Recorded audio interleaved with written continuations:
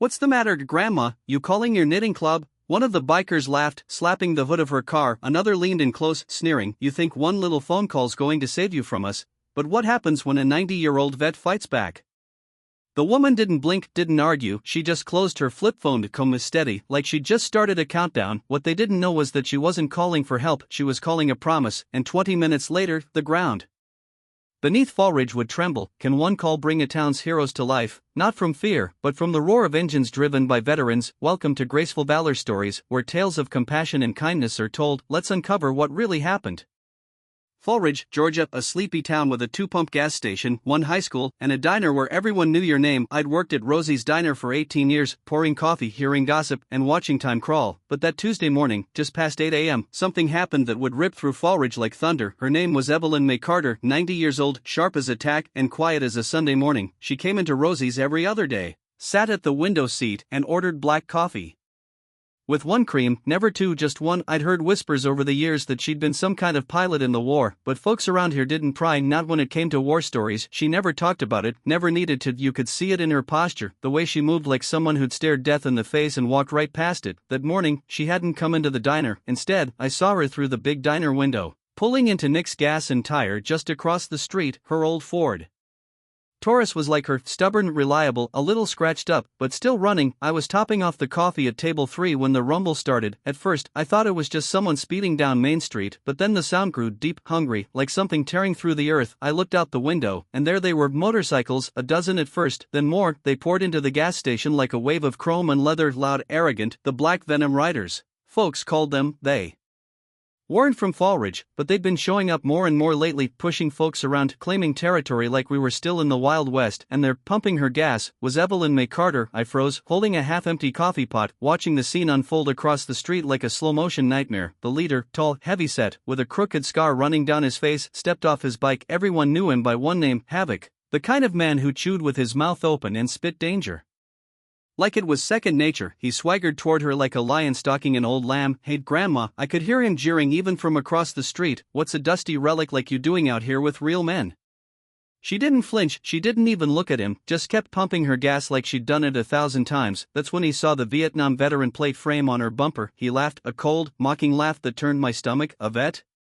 He scoffed. What did you do? Make coffee for the real soldiers? The other riders chuckled, forming a loose circle around her car. I grabbed the diner's old landline and dialed the sheriff, but deep down, I knew it wouldn't matter. Sheriff Deacon wouldn't get here in time, not with how slow his department moved when it came to these biker types. Across the street, Evelyn put the gas nozzle back in place. She turned to Havoc, calm, composed, like she was correcting a child. I flew a UH-1 Huey through combat zones, she said. Rescued 214 wounded men from places you couldn't spell if your life depended on it. Havoc laughed, but I saw the flicker in his eyes, the kind that said this wasn't the reaction he expected. He stepped closer, too close, his hand gripped her arm, tight and mean. You think you're still somebody? He hissed, this town doesn't belong to you anymore. And that's when she said it, just one sentence, soft but sharp as broken glass. Son, you don't know who I am, but you're about to find out. She pulled out a phone, old flip kind, pressed one number. The gang laughed. Real hard this time. Call the bingo hall, one of them shouted, but she wasn't dialing the bingo hall, she was calling someone she hadn't spoken to in 34 years.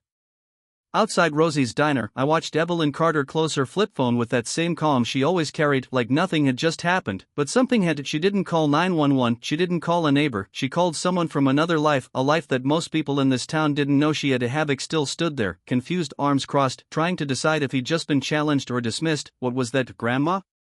He sneered, you calling your knitting club? But Evelyn just opened the car door as if he and his gang weren't even worth her breath. One of his boys stepped forward, Snake, they called him, and slammed the door shut before she could sit. The sound echoed across the gas station lot, and even I flinched. You don't just walk away from us, Snake growled. Evelyn stared him down, unmoved. I've walked away from burning helicopters, son. You're not fire, you're just smoke. And something in the way she said it, like she'd already measured the worst they could do and found it lacking, made the entire gang hesitate just for a second, but it was long enough, because not 15 minutes later, the sound of engines came again, this time from the south side of town, a different kind of rumble, not loud and chaotic like the Black Venom Riders. This was steady, disciplined, like the sound of boots hitting pavement in perfect time. I stepped out of the diner, shielding my eyes from the morning glare, and then I saw them, motorcycles, dozens of them, rolling 2 by 2, black helmets, matching jackets. No Skulls, no flames, just one patch stitched across their backs. Freedom Guard veterans. Chapter 8. My heart jumped. I'd heard of them, a nationwide group of combat veterans who rode to protect their own. They didn't show up unless something serious had gone down, and they didn't wear their patches unless it meant something. Leading them was a man I recognized from an old photograph that Evelyn once carried in her wallet, tall, silver-haired, with a scar above his brow, and the kind of presence that made men stand straighter just by looking at him. Colonel James Ironjack Maddox. He was the one she'd saved in Vietnam, and now he was here. They didn't stop at the edge of the gas station, they rolled straight in, no hesitation, a wall of calm, determined power. Havoc's smirk faltered. Who the hell are these clowns? Ironjack parked first, removed his helmet, looked Havoc dead in the eye. I'm the man who owes his life to that woman right there, he said, voice steady, and I brought some friends, the other riders. Dismounted is silent, composed, and for the first time I saw fear creep into the Black Venom riders. Is this some kind of joke? Havoc asked, but his voice didn't carry like it did before. No joke, Ironjack said, but here's the punchline. You lay a hand on her again, and we'll show you what respect really looks like. One of the bikers with Jack, a tall black man with Navy SEAL ink, added, she's the reason my brother made it home. Say another word and I swear to God you won't finish it. For a moment I thought it would come to blows, then something I'll never forget happened. Evelyn stepped forward, no fear, no anger, just quiet strength. This town doesn't belong to anyone, she said, but it remembers who defended it, and behind her, a group of locals had begun to gather, quietly watching, not hiding anymore, some with hands folded, others with phones out recording everything. The tide had turned. Havoc saw it too. He cursed under his breath, spat on the ground, then threw a glare at Evelyn like he still held the upper hand. This ain't over, Grandma. Evelyn didn't flinch. It was over the moment you laid hands on a soldier. The Freedom Guard began forming a loose circle around her, not threatening, but protective, like a shield she didn't need, but they insisted on giving. I stood there, coffee pot forgotten in my hand, watching something I'd never seen before, an old war igniting quietly on American soil, not with guns, but with memory and loyalty. And I realized something right then. This wasn't just about Evelyn, this was about all of them, all the veterans who came home and faded into the background, all the kindness we forgot to return, and all the strength we'd mistaken for silence. You could feel it in the air like a storm building behind the clouds. After the Freedom Guard showed up that morning, the town of Fallridge changed. People walked straighter, shopkeepers didn't glance over their shoulders as often, and for the first time in weeks, there was laughter at Rosie's diner that wasn't nervous or forced, but it was too quiet, too easy, and Evelyn McCarter knew better than anyone. Peace after confrontation wasn't peace at all, it was the pause before someone decided to push back harder. From my window at the diner, I watched as she met with Ironjack. That afternoon, they sat at her booth in the back, the one she never let anyone else take. He'd brought maps, not just of Fallridge, but the surrounding areas, truck routes, escape roads, abandoned warehouses. It wasn't just nostalgia, they were planning. I refilled their coffee without asking a word. Their silence spoke louder than anything outside. The Black Venom riders had vanished. For a moment, we thought they'd run, but when Havoc disappeared, that didn't mean surrender. It meant trouble, big trouble. Because people like Havoc don't back down, they build bombs in the dark. That evening, the first sign came. The windows of Peterson's Hardware, a family-run store that had displayed a small American flag with a veteran-owned sticker, were smashed in. Nothing stolen, just destroyed. Then the next night, Dina's salon had red paint thrown across its front steps. Dina's husband, retired Marine. It wasn't random. Havoc was sending a message. Fallridge doesn't change without consequences, but Evelyn, she didn't flinch. She called a meeting at the VA support center just outside of town. It wasn't just the Freedom Guard anymore. Word had spread. Veterans from nearby counties came in trucks and bikes, some missing limbs, others carrying scars deeper than the eye could see, and they came for her, for the woman who once pulled men out of hot zones under rocket fire, for the woman who never asked for a thank you. At the center, Evelyn stood up in front of them, tall, dignified, in her olive cardigan and service pin. No speech, no drama, just this. They're not just trying to scare me, they're trying to scare what I represent. Then she paused, eyes steady. We're not going to let them. That was all it took. Plans unfolded faster than a battle briefing. Ironjack assigned 3 veterans to each key block of downtown, not for violence, for presence, quiet strength, the kind that lets a town know its backbone hasn't broken. But Havoc wasn't done. He wanted to make an example. That night, one of the Freedom Guard's bikes was found in a ditch, a tire slashed, seat burned, and a note left under the gas tank. Next time, it's not the bike. We all knew what that meant. So did Evelyn. She didn't sleep that night. None of us did. The following morning, I opened Rosie's earlier than usual, and I wasn't surprised when Evelyn was already there, sipping her coffee in the half-dark. Lila, she said quietly, I need to ask you something. When they come, and they will, I want you to do one thing, anything. I whispered. Stay where it's safe. Let us handle it. I Nodded, but my hands were shaking. Across town, Havoc was preparing his strike, not at random, not in rage, but with a calculated plan. He'd recruited help outside muscle, ex-military turned mercenary, the kind of men who didn't care about towns or morals, only paychecks. They'd been promised a slice of the town once Havoc took full control, and tonight, they'd make their first move. They chose a target close to the heart, the VA Center itself, because nothing says we own you like attacking the place that gives people hope. But what they didn't know was Evelyn had expected that, and she had a plan of her own. The night fell over Fallridge like a blanket soaked in gasoline. We all felt it, that stillness, the kind that comes just before thunder. I closed Rosie's diner early, per Evelyn's warning, and watched from the kitchen window as the street lights flickered under a low, heavy sky. At the VA Support Center, a small gathering was still underway, nothing official, just quiet company. Evelyn sat with Iron Jack and a few Freedom Guard members, playing cards by the window, like it was just another Tuesday night, but it wasn't. She knew they were coming, and she knew exactly how. What Havoc didn't realize was that the old veteran he mocked wasn't just a pilot, she was a tactician. She hadn't flown helicopters blind into hot zones without knowing how to read the ground, and now Fallridge was her battlefield. Through a network of radios, text, and code phrases, Evelyn had mapped every route into the VA Center and placed veterans in strategic shadows. They were dressed like locals, store clerks, park-goers, janitors, but they were trained soldiers in disguise, and they weren't waiting to fight, they were waiting to record, because that's what would win this war, not fists, not guns, but proof. At exactly 10:42 p.m., the attack began. A black van with its lights off barreled down Oak Street, followed by 4 motorcycles. They moved in a staggered line, textbook perimeter breach formation. I could see it all from the back alley behind my diner. I pressed my earpiece,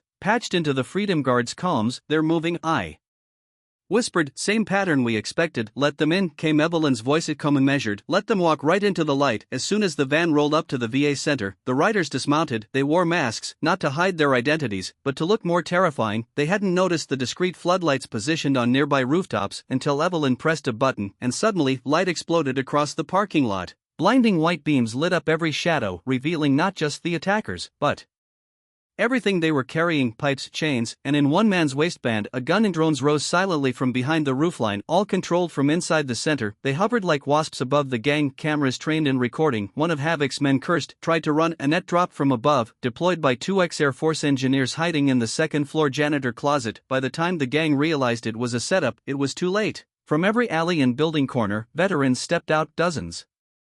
Some in jeans and baseball caps, some wearing old military patches, all of them ready, not to fight, but to witness. Evelyn stepped forward from the entrance of the VA Center. She was unarmed, she didn't need weapons, her voice carried louder than any siren. You came here to silence us, but now the whole world's going to hear you. The gang members hesitated, some tried to flee, but the exits had already been blocked off, and now, from the edge of the street, 2 black SUVs pulled in, doors opened, federal agents. DA, ATF, FBI, all called in with evidence Evelyn had been building for weeks: videos, wiretaps, surveillance from reactivated security cams across town. The Freedom Guard hadn't just been patrolling, they'd been building a case, and tonight, it paid off. Havoc wasn't there. He was watching from a rooftop nearby, thinking he'd be safe, but he didn't see Sarah Chin, a former Army intel officer who tracked his signal from the first text he sent earlier that day. She approached him silently, cuffs ready. No more running, she whispered. I watched as it all unfolded, a quiet, calculated storm. No gunshots, no bloodshed, justice carried out by those who once fought overseas, now fighting for home. Evelyn walked past the stunned gang members, many of whom had dropped their weapons and stood with hands shaking. She didn't gloat, she just said, you thought age made me weak, it made me patient, and with that, the fight for Fallridge was over, or so we thought. Because the most important battle was still ahead: how to rebuild together. The dust hadn't even settled when the questions began. What would happen next? Would Fallridge fall back into fear, or could something stronger rise from the ashes? The morning after the ambush, I opened Rosie's at sunrise. The streets were quiet, but it wasn't the silence of fear anymore, it was the silence of change. Evelyn was already at her booth, sipping black coffee like she always did. Iron Jack arrived soon after, still wearing the same jacket from the night before. They didn't say much, they didn't have to, but the town did. By noon, shop owners who had once lived in quiet terror stood outside their storefronts, sweeping glass, repainting walls, and nodding to one another like something had shifted, like the spell of silence had been broken. Tommy from the auto shop, a Gulf War vet who never talked about it, put up a new sign: Veterans Guard protected, respect is not optional. That sign started a ripple, soon others followed. Dina's salon reopened with 2 of the Freedom Guard members helping fix her broken awning, and then something none of us expected happened. The town started healing together. Sarah Chan, now working with Federal Liaison, helped establish a program that offered returning gang members a way out. Those who didn't partake in the violence, but wanted to leave the life behind, they were given a second chance, and the town welcomed them, cautiously but sincerely. Even Diesel, Havoc's former right-hand man, chose redemption. He stood on the courthouse steps, shaking Iron Jack's hand, then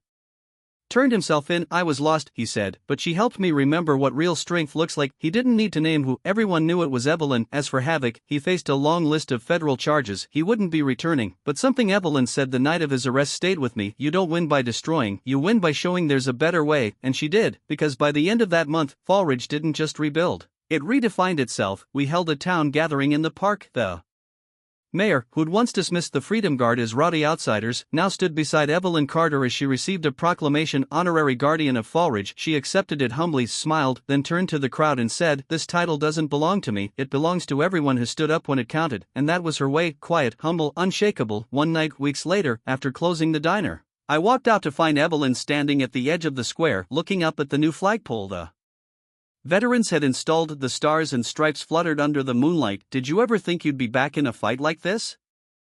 I asked. She smiled. "It's not about the fight, Lila, it's about reminding people that strength doesn't retire." That stuck with me, because Fallridge didn't just need saving, it needed reminding, and thanks to one 90-year-old woman with a spine of steel and a heart made of quiet fire, we remembered, and we never forgot again. In our darkest moments, kindness still finds a way. Often in the quietest places, not everyone who helps wants recognition. Some just need to know that today someone isn't going hungry, and sometimes that alone is enough to change a life. You may forget the story, but if no one retells it, history stays silent forever. Subscribe to Graceful Valor Stories, where justice is honored, kindness is remembered, and no act of quiet heroism is ever lost.